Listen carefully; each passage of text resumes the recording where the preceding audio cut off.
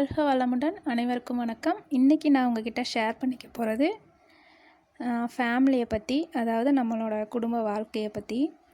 நான் ஒரு சேனலில் பார்த்துட்டு இருந்தப்போ ஒரு தோழர் கண்ணகியோட குடும்ப வாழ்க்கை, அதாவது கோவலன் விட்டுட்டு போனதுக்கப்புறம் கண்ணகி அவர் கூட வாழ்ந்தாங்க இல்லையா, அதை பற்றி ஒரு புக்கில் படித்தப்ப கண்ணகி சொன்னதை நான் உங்ககிட்ட ஷேர் பண்ணிக்க போகிறேன்.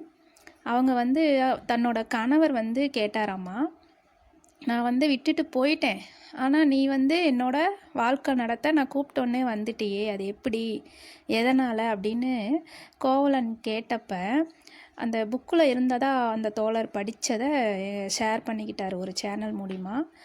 அந்த கண்ணகி அதுக்கு என்ன பதில் சொல்கிறாங்கன்னா, நீ கூப்பிட்டதுனால நான் ஒன்றும் வரல, எனக்கு உன் கூட வாழணும்னு தோணுறதுனால, பிடிச்சதுனால தான் உன் கூட நான் வாழ வந்தேன் அப்படின்னு கண்ணகி சொன்னதாக அந்த புக்கில் இருக்குதாம்மா. அது கண்ணகி அந்த காலத்து எப்படி அர்த்தத்தோடு சொல்லுவாங்களோ அந்த மாதிரி அந்த புக்கில் இருந்தது. எனக்கு அது சொல்ல தெரியல. இதில் நான் புரிஞ்சுக்கிட்டது என்னென்னா, ஆண்கள் எப்பயுமே நான் வாழ்க்கை கொடுத்துருக்கேன், நான் இல்லைன்னா ஒன்றுமே இல்லை அப்படின்னு நிறைய பேர் சொல்லுவாங்க. நான் சிலரை தான் சொல்கிறேன் குறிப்பிட்டு.